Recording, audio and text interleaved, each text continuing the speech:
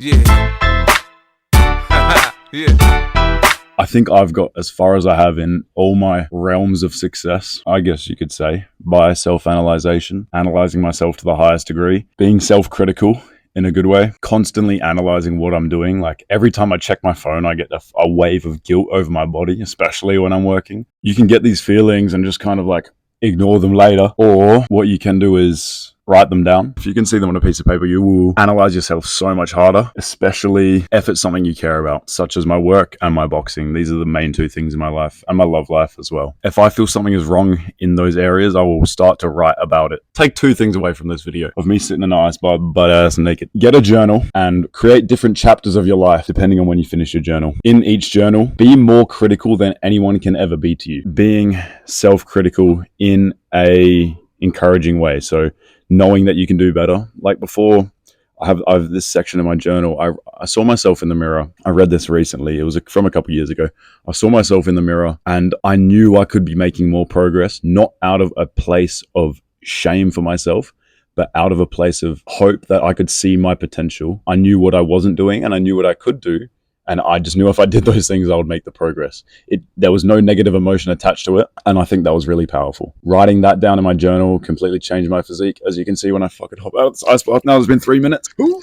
I'm looking awfully shredded at the moment. Self-analyzing and self-awareness probably is my biggest skill and probably the reason why I'm so far ahead at my age. If you want to start making progress early, these are the things that you need. You need to be critical to yourself, harsh in a way at the start. You'll learn to be a bit kinder as you go. And self-awareness. I am definitely way further ahead than I was, and I'm at a point now where I'm just ironing out the kinks. And more comes up as I journey through life. But self-awareness is about ironing out the kinks. It's not just about being aware of what's wrong with you.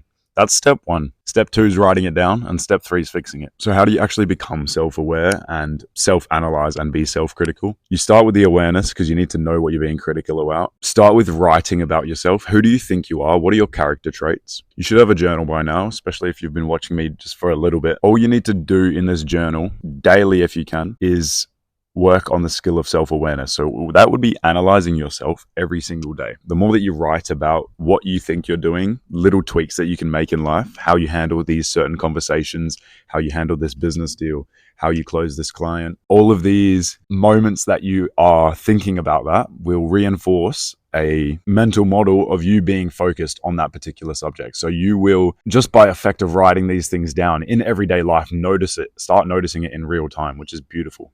This also comes with a bit of meditation and presence and focus. But yeah, the biggest thing would be building that habit of self-awareness. If you need some help with this self-awareness stuff, you can join our free community below where there's a bunch of guys like us talking about these types of things, talking about how to make progress in business, the gym, in fighting, how to make money, and much more. A lot of the other boys in the community, their combined experience is crazy. So join that below. It's completely free. We would love to see you in there, brother. It's a beautiful day, bro.